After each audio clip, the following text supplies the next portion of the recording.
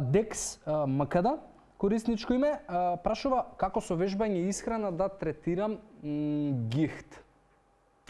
Дејан, гихтот е прилично незгодна појава. Е нешто налик артритис, ама не е нели такво хронично нарушување. Гихтот, медицината вели дека се јавува поради големи количини, односно неможноста да телото менаџира и ја исфрла урична киселина.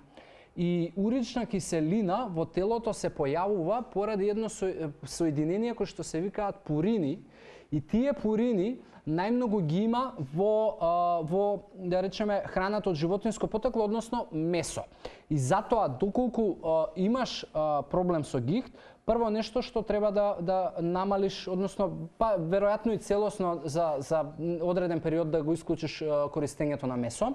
Втора работа е да се погрижиш за килажата, затоа што ако имаш вишок на килограми, тоа сериозно може да придонесе во влошување на оваа ситуација. Трета работа што би ти ја напоменал е да омега-3 да суплементираш и да суплементираш растителни влакна. Четврта работа што би ти ја препорачал е да исклучуваш грашок, печурки, карфиол, бидејќи од растенијата тие се со најголеми количини на пурини, да пиеш доволно вода, затоа што пурините се растворливи во вода и колку повеќе вода пиеш, толку ќе обезбедуваш поправилно менаџирање и управување. Шекер исто така е проблем и големите количини, особено за сладени пијалоци со фруктозни сирупи и слично.